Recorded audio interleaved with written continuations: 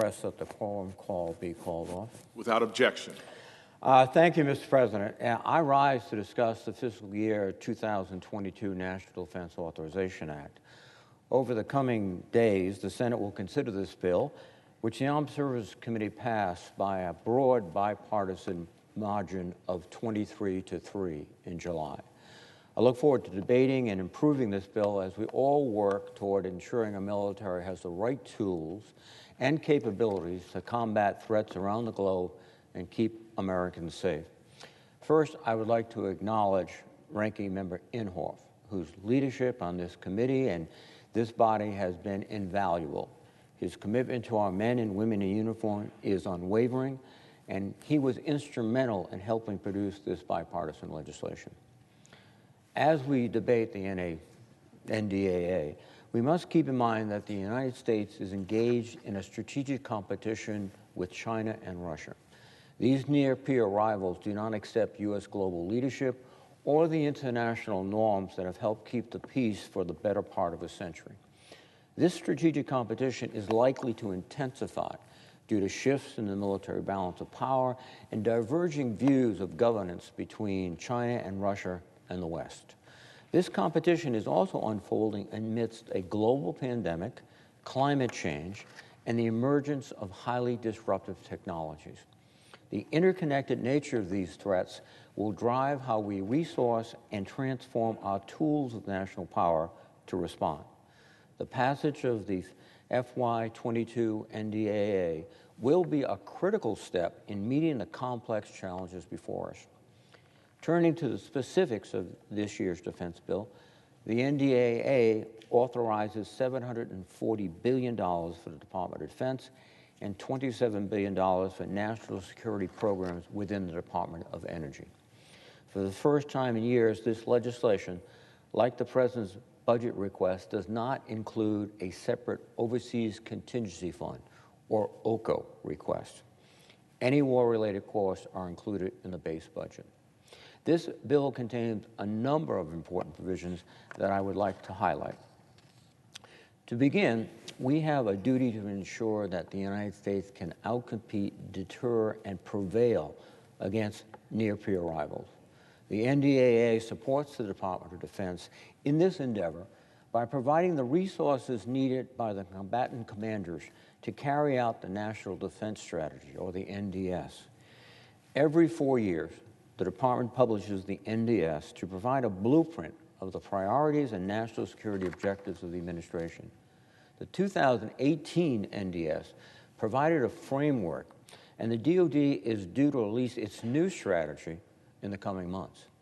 In this regard, this bill establishes a commission on the National Defense Strategy to provide an independent review and assessment of the forthcoming NDS. In order to boost our military advantage, last year the Armed Services Committee created the Pacific Deterrence Initiative, or PDI, to better align DoD resources in support of military-to-military partnerships to address the challenges posed by China. This year's bill extends and modifies the PDI and reiterates the committee's intent to improve our force posture in the Indo-Pacific, to increase readiness and presence, and to build the capabilities of our partners and allies to counter the growing threat from China. It also expresses the sense of the Armed Services Committee that future investments under PDI should focus on military and non-military infrastructure in the Indo-Pacific region. This will assist in distributed military operations, and it will be more effective in countering predatory Chinese infrastructure development practices. The bill also requires the Secretary of Defense to provide recurring briefings on efforts to deter Chinese aggression and military coercion. It compels a briefing on the advisability and feasibility of increasing United States defense cooperation with Taiwan. It is important we help Taiwan improve its overall readiness and acquire asymmetric capabilities most likely to make the Chinese government question their ability to take the island by force. I want to emphasize, however, that our nation's ability to deter China cannot be based on military might alone. We must strengthen our network of allies and partners, which will be central to any strategy for the Indo-Pacific region. We must also ensure that as we shift to focus attention on the Indo-Pacific, we do not lose sight of priorities in other theaters like Europe. This year's bill also authorizes the continuation of the European Deterrence Initiative, or the EDI, recognizing the continued need to invest in support for our European allies and partners as we work toward the shared goals of deterring Russian aggression, addressing strategic competition, and mitigating shared security concerns, the most recent one being the massing of approximately 90 Russian battalions on the border of Ukraine.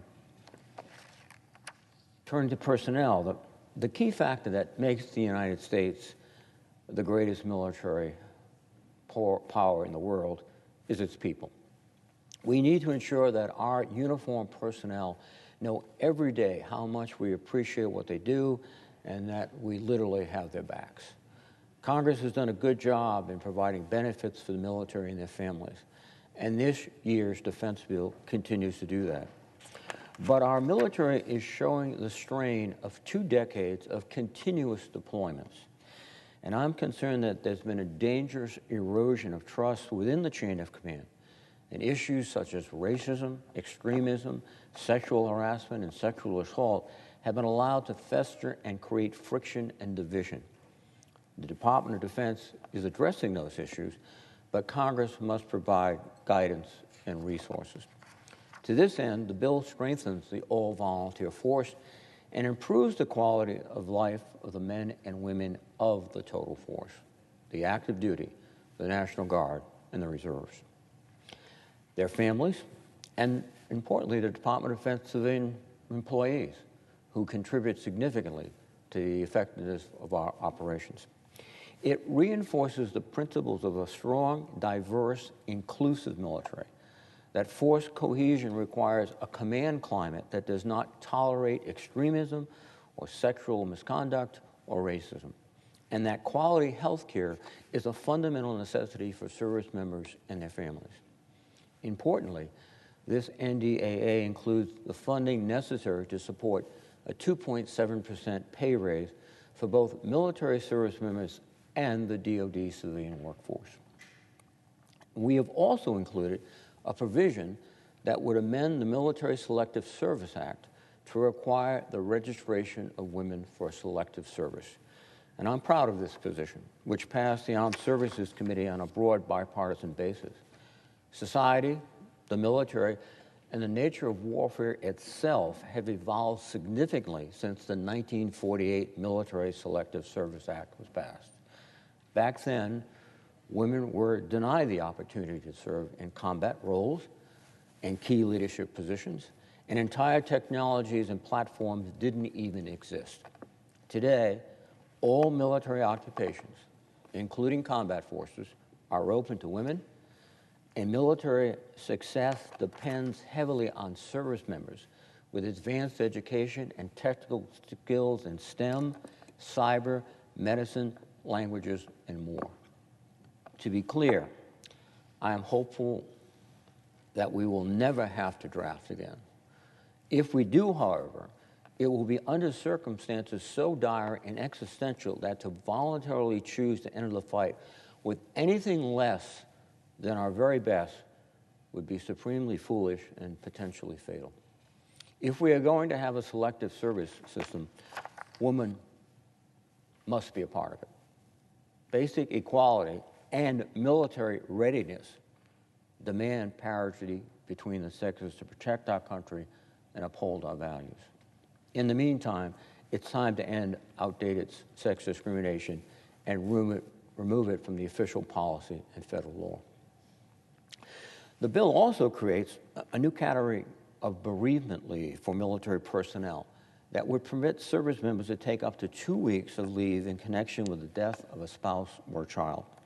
Similarly, in an effort to provide greater care and support to our military men and women, it increases parental leave to 12 weeks for all service members for the birth, adoption, or foster care placement of a child. It established a basic needs allowance to ensure that all service members can meet the basic needs of their families.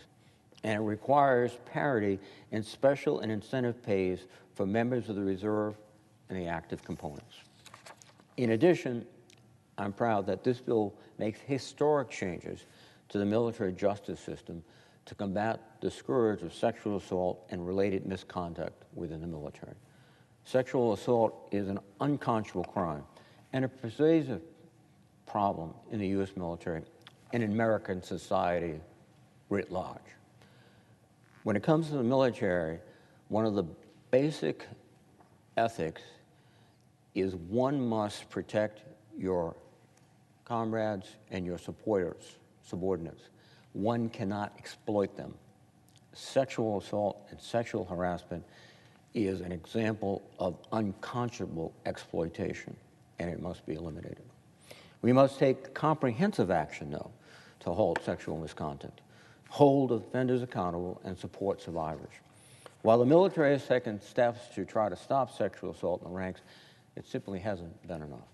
I commend President Biden, the Department of Defense, and the Independent Review Commission for their work and proposals, which we have considered in our markup and which are reflected in the bill.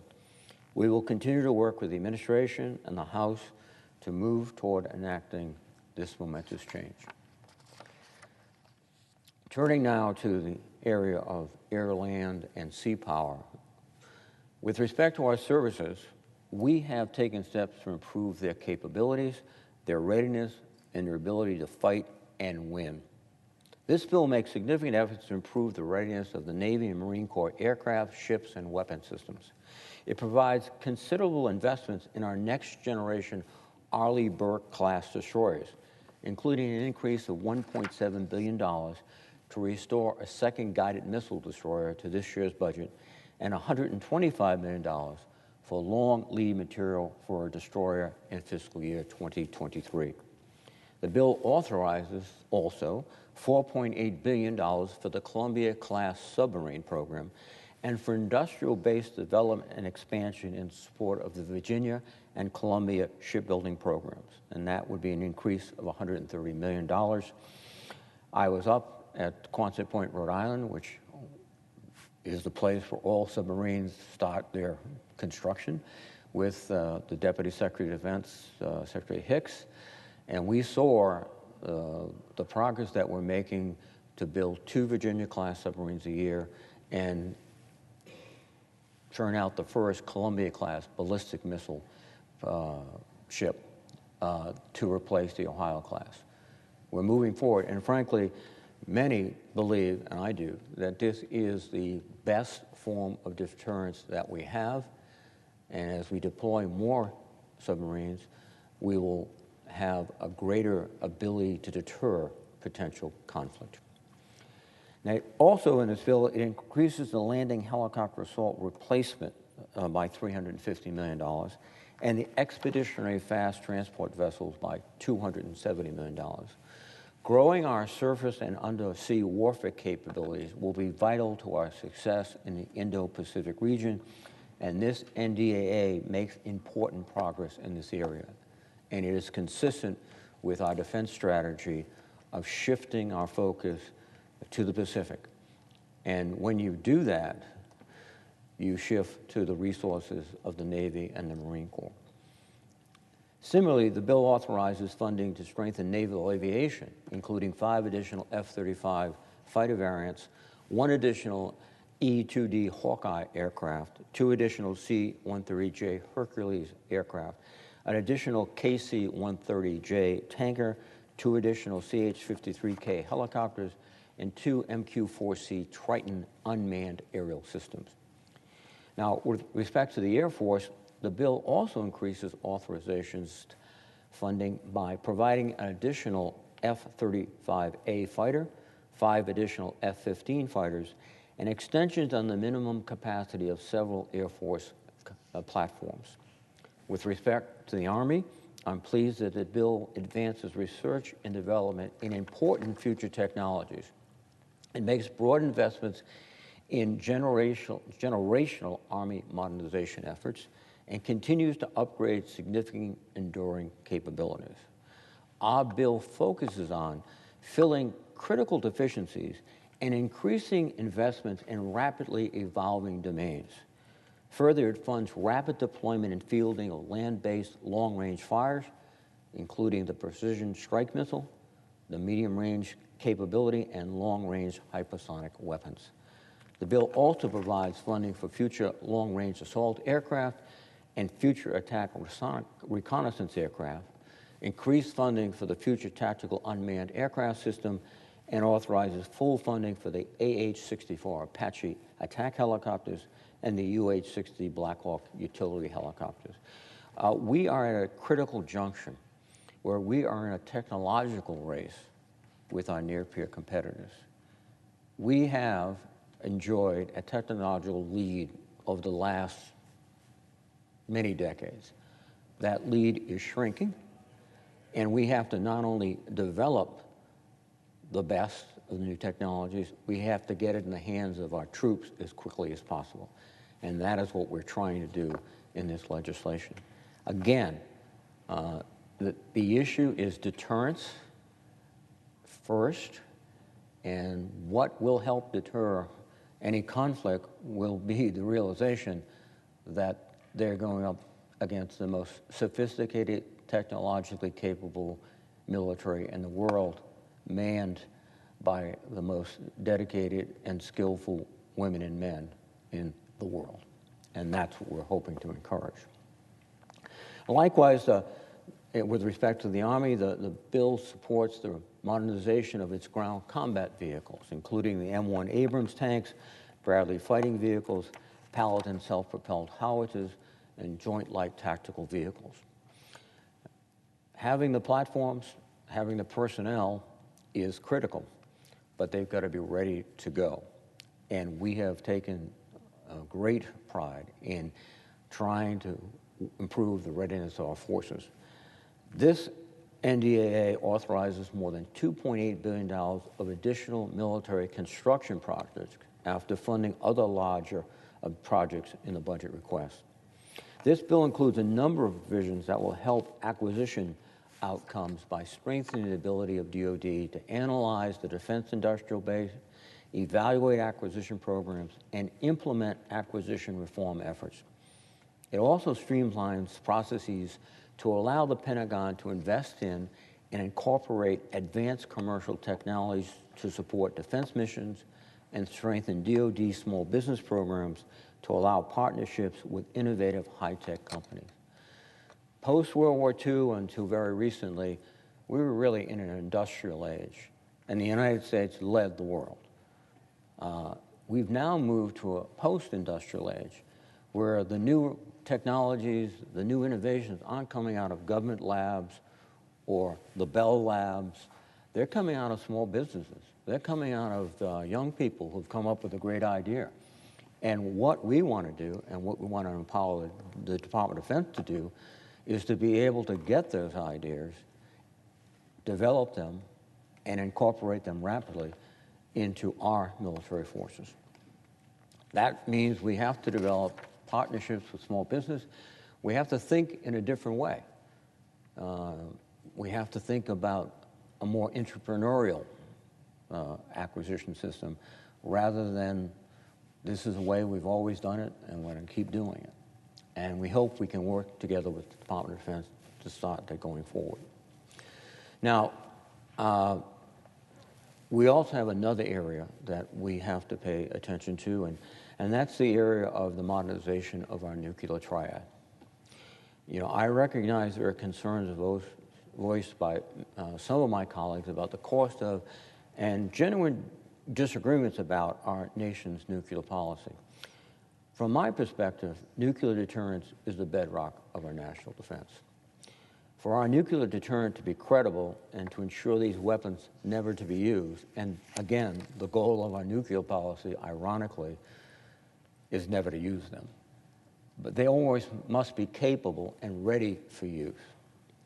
The deterrence that we've enjoyed for many, many decades has been gained by the acknowledgement by all other nuclear powers that we are more than capable to respond. Our allies and partners depend on the U.S. nuclear umbrella. That's one of the reasons why the proliferation, which President Kennedy thought would be almost universal, has not developed. And modernization of our strategic forces is necessary to ensure their dependability. One thing I think everyone would agree on, and I thought often gets lost in discussion, is another factor. Arms control and modernization of our nuclear forces are inherently linked together. We must reinvigorate our efforts on arms control. We must invigorate them so that we do not have a situation where the proliferation issue becomes more obvious and more dangerous. So even as we modernize, we should seek ways to promote strategic stability, like the extension of the New START treaty, an agreement rather, and follow-on talks to cover new strategic weapons and further reduce nuclear stockpiles. The best way to reduce nuclear weapons is through negotiated mutual arms reductions rather than unilateral actions. That has been the history of the Cold War, which with the Soviets and the United States, we were able, with every presidency, to come up with some type of agreement. Unfortunately, we took, I think, a less aggressive posture in the last administration, but we have to renew significantly our arms control efforts and make them clear that it is the mutual interest of Russia, but also China, because China is a growing nuclear power with a very deliberate plan to increase significantly the nuclear arsenals. We have to get a situation where there is at least trilateral negotiation between the United States, China, and Russia for our own mutual benefit. And part of that is also not just looking at numbers, but looking at the safeguards that each country places on the use of nuclear weapons. We do not want a situation where there's an accidental launch that triggers a catastrophic response. We have much to do, but I will emphasize again that simply rebuilding on triad without rebuilding our diplomacy is not the best path forward. Now, what we've tried to do to enhance deterrence is a number of factors. First, recapitalizing and modernizing the United States nuclear triad, ensuring the safety and security and reliability of our nuclear stockpile, our delivery systems, and our infrastructure, increasing capacity in theater and homeland missile defense, and strengthening non-proliferation programs. We have, particularly our land-based missile systems, installations that were built in the 1960s. They are roughly 60 years old. They are showing the wear and tear. And the delivery vehicles are also old. That is part of our modernization program. The Columbia is the first of our new ballistic missile submarines. We have to replace the Ohio class because, frankly, that fleet will literally wear out. They won't be capable to go to sea at some point in the future, and that's why we're beginning right now. We're also looking at a new sophisticated bomber that will complement the other two legs of the triad. And because this involves the Department of Energy and the National Nuclear Security Administration, we've authorized $20 billion. The Department of Energy's other defense activities at $920 million, and the Department of Energy's nuclear energy activities at $149.8 million. This is all part of having an effective deterrence. Now, as we've all seen recently, our adversaries are developing their short and long-range missile capacities and capabilities at an alarming rate. As I mentioned before, and particularly with regard to hypersonics, it is especially clear that China is working to develop capabilities that evade current missile defense capabilities possessed by the United States and our allies. To address these threats, the bill authorizes the Missile Defense Agency to develop a highly reliable missile defense interceptor for the ground-based mid-course defense system. It also authorizes the procurement of the Iron Dome short-range rocket defense system from the State of Israel, the David Sling weapon system from the State of Israel, and the Arrow 3 upper-tier interceptor program to support our closest ally in the Middle East, Israel. There was a barrage emanating from their neighbors of approximately 4,500 missiles over the last year. And Iron Dome, which has been created by the Israeli government, knocked down a significant number of those missiles protecting the State of Israel. So this is not an academic exercise. This is supporting a close ally. And it's also clear that, as I mentioned before, China is expanding its nuclear weapons stock at a faster rate than we have seen from any other nation. It appears that China is seeking to at least reach parity with the United States and Russia as a part of its effort to become a world-class military. And to respond to this and other countries' proliferation efforts, the NDAA authorizes $239.84 million for cooperative threat reduction, programs to stem the proliferation of nuclear, chemical, and biological threats around the world. If you take those three aspects, improving our military capabilities, invigorating our diplomacy, and actively using cooperative threat reduction to lower the ability and capability of those who have nuclear weapons, that's the best path ahead. Now, we have understood over the last several years that what is causing a great deal of disruption in this world in every aspect is technology, social media, cyber, space activities. And we, again, are trying to hone and invigorate our technological innovation. It's long given us the strongest economic and power on the world, and the military power also. It must be nurtured and maintained through careful investments and strong leadership in both the public and private sector. I believe we have an advantage because we have such a great educational system, a great entrepreneurial system, the creativity and the talent of the American people, but we have to focus that on needs for our military and national priorities. And our top priority for Congress must be maintaining strong investment in technology areas that we know will shape future conflicts. This year's NDAA includes multiple provisions to accelerate the modernization of the Department of Defense by investing in research and development of cutting-edge technologies and delivering them in a timely manner to the force. Specifically, it authorizes an increase of more than $1 billion for science and technology programs that fund cutting-edge research and prototyping activities at universities, small businesses, defense labs, and industry, including in critical areas such as artificial intelligence, microelectronics, advanced materials, 5G, and biotechnology. The bill also authorizes an increase of more than $500 million in funding for DARPAs, that's the Defense Advanced Projects Administration, sort of. DARPA is a leader in research, and they have been conducting high-risk, high-payoff research for years, including in such areas as quantum computing and assisting with universities to accelerate their research.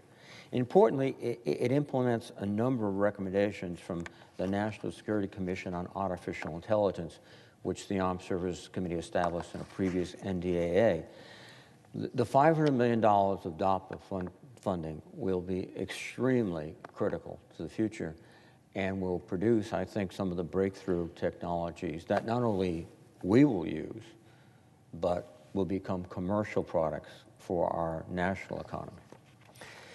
And recognizing, again, the competition between the United States and China on certain military relevant technology, the bill strengthens the language of the CHIPS Act to ensure the National Network for Microelectronics Research and to support the development of world-leading domestic microelectric technologies and manufacturing capabilities. Now, I mentioned one of our problems is we're looking back at an industrial age in which we were the dominant power in every dimension, to a new post-industrial age where technological innovation has been distributed. Other countries, because of the nature of cyber and other technologies, are beginning to catch up with us, and in some cases pass us. And often, and especially with the Department of Defense, one of the problems has been the procurement and acquisition practices of the department. They've been convoluted, poorly communicated, and burdened with inertia that makes partnering with private industry far too difficult. As America confronts threats around the globe that are evolving, as I said, at unprecedented speeds, we must find a better way to identify our defense needs, communicate them, and deliver them in a timely manner. There are several areas that, if transformed, could allow DoD to more effectively do this. The fiscal year 2022 NDAA makes important progress in this respect by establishing an independent commission to review and assess the planning, programming, budgeting, and execution, or PPBE process, and identify areas for reform. The PPBE process has, for many decades, since 1960s, given DoD leaders a way to evaluate the resources they need and to deliver those to the troops. However, as I've mentioned consistently, it's a bit of a relic of the industrial age. It came in under Robert McNamara in 1961. As you may recall, he was the chief executive of the Ford Motor Company. And at that time, it was the most sophisticated way to manage resources and produce military equipment and do research, et cetera. But that was the height of the industrial age. We're now in a situation much different. So we need to modernize the procurement system and the acquisition system that we have in place. We've got to make it more rapid, more agile, more capable of absorbing new products and getting them into the hands of the troops. So in addition to establishing this independent review commission, the NDAA requires the DoD comptroller, along with the DoD's chief information officer and the chief data officer, to submit a plan to consolidate the IT systems used to manage data and support the PPBE process. One of the things we've discovered is there is no really integrated data plan in the Department of Defense, the largest federal entity. There are multiple different brands of software systems, different brands of hardware. Some can talk to others, some can't. There's no successful company today that has such a, shall we say, slightly mature information process and system. And we've got to change it, and we're directing that change. Similarly, management transformation is badly needed within the department. As I said, it's one of the largest bureaucracies in the world, and the Government Accounting Office has put the Pentagon's approach to business management on its high-risk list, citing its vulnerability to waste, fraud, and abuse, inability to pass a financial audit, and a culture that remains resistant to change. To spur transformation, this NDAA requires the Secretary of Defense to improve the Pentagon management activities by leveraging best practices and expertise from commercial industry, public administration, and business schools. And I'm confident these steps will allow us to leverage the best of American ingenuity and market talent that drive innovation. And at the end of the day, we should think about management as a defense capability like any others. We hope we are opening up a new day of more efficient and sophisticated management, more integrated communication, and doing it in a way that will produce results that will get the best technology into the hands of our fighting men and women. And one factor that we all are obvious of every day is the cyber domain has impacted everything we do. So there's absolutely no surprise that it has impacted the Defense Department and its industrial base. And what we need to do is ensure that our industrial base has improved cybersecurity, that they are not the back door which our adversaries will use to enter and gain access to even more critical elements of our national security. As the recent SolarWinds, Microsoft Exchange Server, and Colonial Pipeline breaches painfully illustrate, traditional perimeter-based cyber defenses are simply inadequate to deal with sophisticated threats. Our adversaries are clearly advantaged in the cyber domain and are likely to succeed in penetrating static defenses. Therefore, this NDAA requires the development of a joint zero-trust cybersecurity strategy and a model architecture for the Department of Defense Information Network and a data management strategy. It also authorizes an increase of $268.4 million across the DoD to support cybersecurity efforts.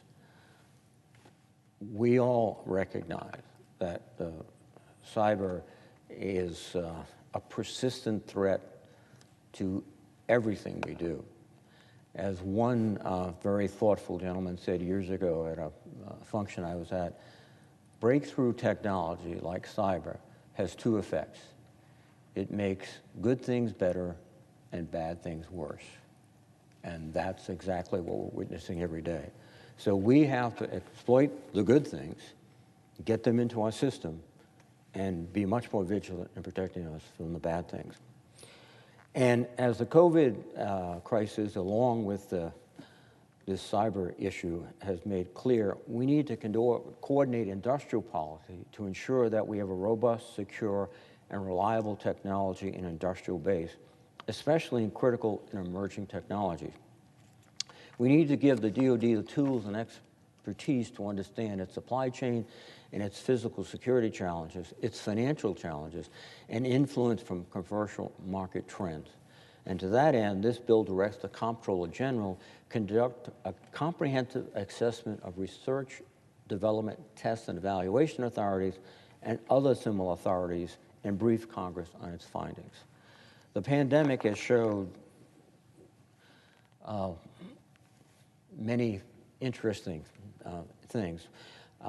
Many companies and suppliers of the Department of Defense thought that their products were coming from the United States, only to discover that critical components came from elsewhere, and sometimes elsewhere were countries that were not particularly friendly to us.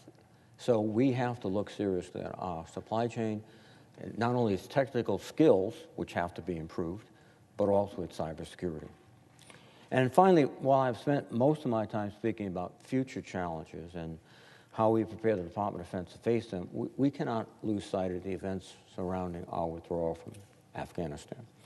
After nearly 20 years of war, enormous sacrifice by American and coalition military, diplomatic and intelligence personnel, and vast U.S. investment, the Afghan state has failed and the Taliban has taken control. The Armed Services Committee has held a series of hearings seeking to understand the factors that contributed to the Taliban's rapid takeover and collapse of the Afghan National Defense and Security Forces.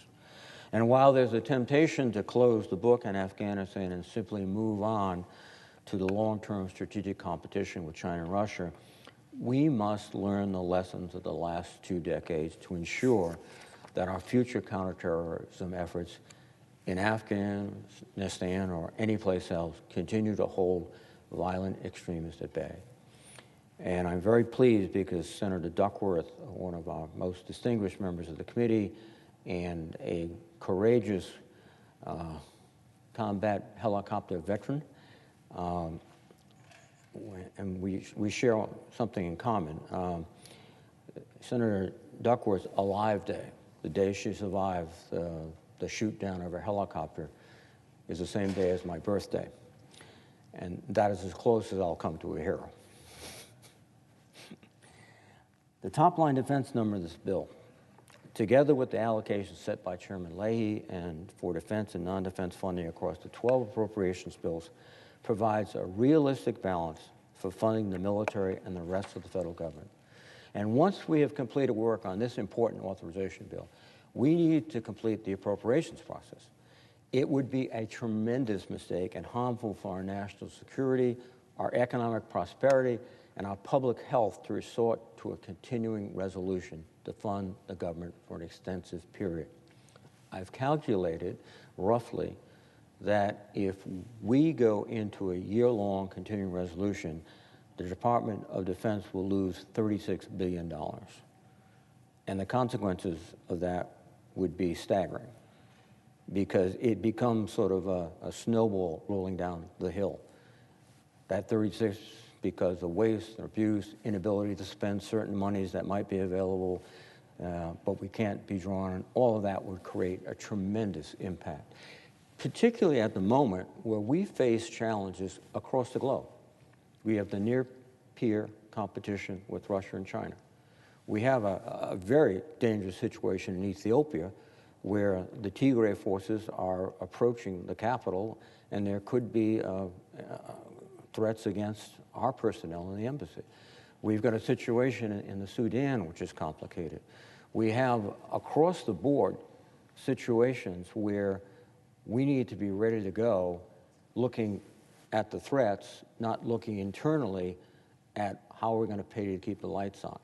So, again, to avoid this self-inflicted damage,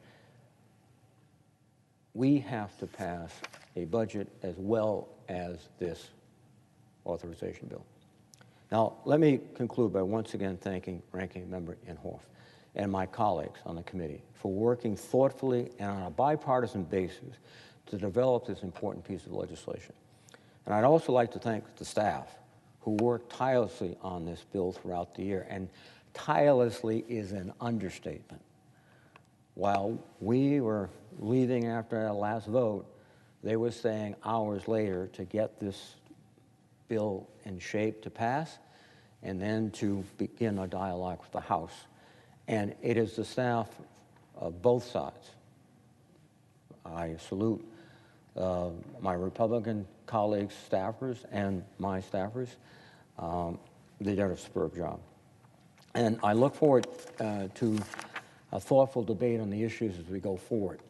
Now, Mr. President, before I yield the floor, I would ask unanimous consent that Leslie Aston and Cami Pease, Government Accountability Office detailees to the Senate Armed Services Committee, have floor privileges during consideration of the fiscal year 2022 National Defense Authorization Act.